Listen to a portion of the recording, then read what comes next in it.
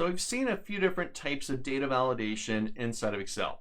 We've seen a list, little pick list, drop-down list that the users can choose from. We did that on the make column. And we did a decimal range value. The users have to input a value between $14.95 and $39.95. We did that one on the rate column. Now, we saw that if you put something in there that doesn't fall within the criteria of the validation, you get an error message. Right? We did that. We saw that on the rate. Let's take a look at the make, just to remind us. I drop down in the cell B21. I type something in. Maybe I misspell something. Let's say FRD. Right? I hit my enter key. Oh, the value doesn't match the validation restrictions defined in the cell. Nice little error message that's generated by the data validation command. Now, that's a nice error message, but I don't think it's very descriptive. It's not very user-friendly. It really doesn't tell me what I did wrong, at least directly. A little more indirect, I guess. Not as intuitive. So what I want to do here is customize the error message that's presented when you put something that's incorrect into a column that has data validation on it. So I'm going to go ahead and cancel here. That'll get rid of that value. I'm going to go ahead and highlight the cells that I want to modify. So I'm going to do B4, Shift key, B30. That's the range that I applied this to before. You want to select your exact same range. I'm going to go back up to my data tab, back to data validation, data validation. Now, earlier we were messing with the settings tab, and that's great. That's where you set up your criteria for your data validation. But right next door, we got two other tabs.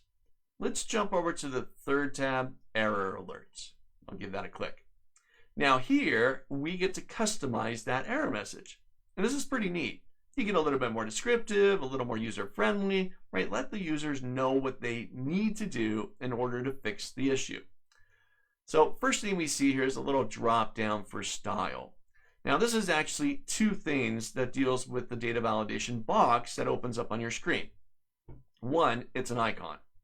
So I click on the drop down, there's three options there, and you can see that there's different icons that present themselves.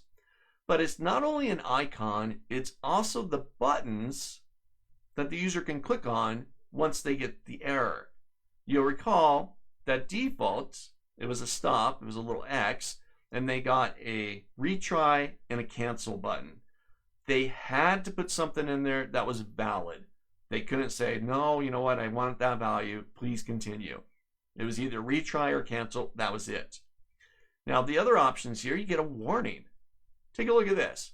If I do a warning, I'm going to give this little box a title. I'm just going to call it car make. And inside the error message, I'm going to say something like, you must pick a value. Ooh, let's make sure I spell value properly. Value from the drop down menu. All right, there's my custom error. And I'm using a warning that has this little triangle with the exclamation mark. I'll hit OK. So now if I hop into the B column, the make column, and I put something in here that does not exist, Porsche, I'll hit my enter key, and here's my little message. But remember, this one was a warning. This one, you must pick a value from the drop-down menu. Like, oh, okay. But then they have an option to continue. I could say yes, no, I want Porsche in there. I can say no, or I can say cancel. Okay, so in this case, it's validating the data, but it allows the user to still press forward with that incorrect value.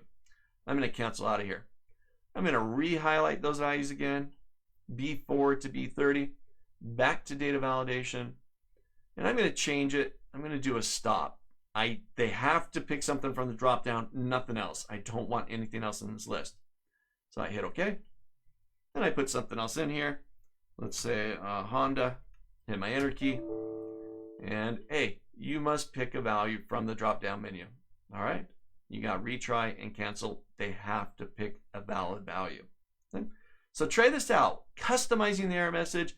We want to be as direct, as short and direct, to the point. Let the users know what they did wrong, how they can fix it, right? Give them some good text there. And let's be nice to the users as well. Try it out.